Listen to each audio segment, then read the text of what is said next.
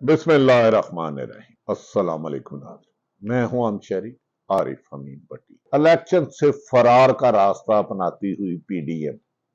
अब जमहूरियत के लिए भी खतरा बनती जा रही है। इनकी चंद गलतियां पाकिस्तान के जमहूरियत की बसात को कहीं लपेट ना दे, ये क्वेश्चन मार्क है। दूसरी तरफ अपने इलेक्शन से हारने मारे मौलाना फजलुर रहमान की पार्टी ने खुल के उनके खिलाफ बगावत कर दी है। नाज़रीन, मौजूदा सारी सूरत हाल के बावजूद भी पीडीएम की 14 जमातें मिलके एक जमात जो इस वक्त अपोजिशन में पाकिस्तान तहरीके इंसाफ, जिसे गालबन 1996-97 में बनाया गया, एक उस जमात से इतने खौफजदा हैं कि इलेक्शन में प्लानिंग करने की बजाय, इलेक्शन इस्लाहात की बजाय इलेक्शन से फरार के रास्ते अपना रहे हैं। एक तरफ पाकिस्तान पीपल्स पार्टी कहती है हम वक्त में इलेक्शन कराएंगे, दूसरी तरफ मुस्लिम लीग नून में इक्तदार का फैसला ना होने की वजह से अपनी ही पार्टी में प्राइम मिनिस्टर के 4 उम्मीदवार होने की वजह से अपनी ही पार्टी में नवाज शरीफ के मुल्क वापस ना आने पर शहबाज शरीफ पर अदम एतमाद बता रहा है कि मौजूदा सितंबर में होने वाली बड़ी तब्दीली के बाद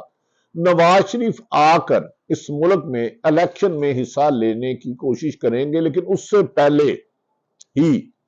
तरीके इंसाफ के जो नुकसान है वो करना चाहते हैं। लेकिन तरीके इंसाफ के लिए तमाम सरवों में, चारों सूबों में, हर शहर में खुशखबरियां आती जा रही हैं और अब इस खुशखबरियों का एहसास पाकिस्तान के अहम तरीन अदारों में भी हो रहा है कि अगर मकबूल तरीन जमात तरीके इंसाफ के सदर चेयरमैन इमरान खान को सियासी और जबर और जुल्म और सितम से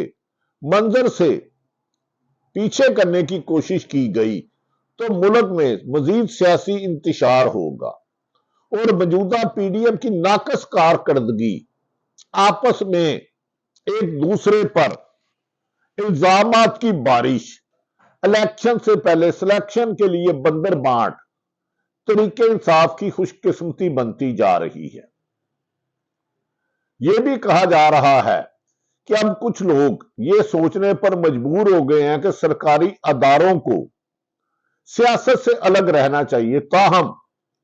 जिन्होंने मुल्क और आइन के खिलाफ बगावत की,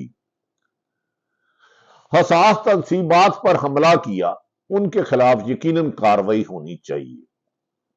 पीडीएम को यह खबर सुना दी गई है कि भाई आपकी ख्वाहिश के मुताबिक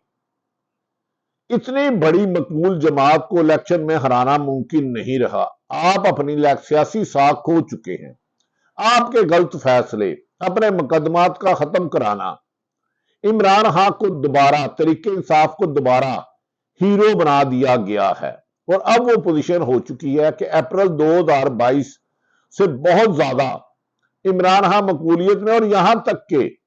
तरीके इंसाफ ने यह भी चैलेंज कर दिया है कि नवाज शरीफ मतलूब है, इश्तिहारी है, लेकिन इसके बावजूद पाकिस्तान में आए, हम उन्हें इलेक्शन में शिकस्त देंगे। इलेक्शन उनके लिए जीतना बज़ाहिर नामुमकिन है। लाहौर कभी जो मुस्लिम लीग नून का किला हुआ करता था, उस किले में भी इतनी दरारें पड़ चुकी हैं कि उस पर भी तरीके इंसाफ के लोग और खुद इमरान खान गालिब आ चुके हैं। नून लीग ने एक सर्वे पंजाब में कराया तो उन सब ने वादिया कहा कि ऐसे में हमारा इलेक्शन जीतना, जिनको मुबैना तौर पर जो सर्वे में जो रिपोर्ट आई है इसके बारे में हतमी तो अगर साफ शफाफ इलेक्शन होते हैं उस वक्त आएंगे, ख्वाजा आसफ की शिकस्त दीवार पे लिखी नजर आती है। तलाल चौधरी और दीगर लोग इलेक्शन की रेस में नजर आ रहे, उनके मुकाबले में उनके हलके में जो सर्वे कराए गए कि अगर आम बंदों को तरीके इंसाफ के अगर साफ किरदार वाले पढ़े लिखे नौजवानों को वोट देते हैं तो 2023 में हुकूमत बने या 24 में, अगर साफ शफाफ इलेक्शन होते हैं तो अगला वजीर आजम मंजर आम पर पाकिस्तान तरीके इंसाफ से اگر انہیں سزا یا نہ نہیں کی جا سکتی تو عمران خان یقینی ہے۔ اسی لیے بین الاقوامی طاقتیں، یو این او، انسانی حقوقی تنظیمیں ہوں، انہوں نے پاکستان کو پیغام دیا ہے کہ پاکستان جس معاشی تباہی کے دہانے میں کھڑا ہے، ایسے میں سلیکشن سے ذریعے منتخب کی گئی حکومت ملک میں مزید سیاسی عدم استحکام کے ساتھ ساتھ معاشی دیوالیے سے اس کو بچانا ناممکن ہو جائے گا، جس پر کہا جا رہا ہے کہ آئندہ آنے والے ایک ہفتے بعد ایک اہم اجلاس ہائی کمان میں کیا جائے گا، اور ملک میں صورتحال کی نظر کو مد نظر رکھتے ہوئے صاف شفاف الیکشن کی حکمت عملی اپنائی جائے گی، اور مبینہ طور پر یہ بھی ممکن ہے کہ موجودہ الیکشن کمیشن جس پر پاکستان کی 23 کروڑ عوام عدم اعتماد کر رہی ہے، ان کے ذریعے کوئی ایسا شخص غیر جانبدار لایا جائے جو صاف شفاف الیکشن کی اہلیت رکھتا ہو اور کام کو سمجھتا ہو۔ اس سلسلے میں ناظرین یہ بھی کہا جا رہا ہے جو میڈیا پر یک طرفہ دباؤ ڈالا جا رہا ہے، صحافیوں کو زچ کیا جا رہا ہے، وزارت اطلاعات نے عوام تک حقیقی اطلاعات کو روکنے کے لیے جو جبر کا راستہ اپنایا ہے اس پر بھی لچک دکھائی جائے، کیونکہ ادارے سیاسی حکومت کا گند اب اٹھانے کے لیے تیار نہیں ہے۔ جس طرح سیاسی سیاستدانوں نے بیوروکریسی کو اپنے لیے استعمال کیا، ان کے اپنے حلقوں میں جانے سے عوام کا ایک فیصلہ آ چکا ہے کہ وہ کسی بھی صورت میں اس دفعہ دوبارہ ووٹ طریقے انصاف کو دیں گے۔ کیا اس شکست کو دیکھتے ہوئے پی ڈی ایم کی جماعتیں ملک میں الیکشن سے فرار کر کے 2024 مارچ تک لے جانے میں کامیاب ہوگی؟ عدلیہ کا آنے والے دنوں میں اہم کردار ہوگا، کیونکہ پروسیجر اینڈ بل جو نواز شریف کے لیے کیا گیا تھا اس کی سماعت بھی متوقع ہے۔ لگتا ہے وہاں سے بھی پی ڈی ایم کے لیے بجلیاں گریں گی، جبکہ بظاہر یہ نظر آ رہا ہے کہ پاکستان پیپلز پارٹی کے لیے سندھ میں دوبارہ حکومت بننے کے چانسز آج بھی ہیں، تاہم ایم کیو ایم خدشات کا اظہار ہے۔ دوسری طرف شہباز شریف اور مسلم لیگ نون کہہ رہے ہیں وہ کسی جماعت سے بھی اتحاد نہیں کریں گے، یعنی کہ سیاسی استحکام پاکستان پارٹی سے استحکام نہیں کریں گے، اور ایسے میں وہ فتح سے اور دور اور طریقے انصاف فتح کے قریب تر پہنچ جائے گی۔ اب دیکھنا یہ ہے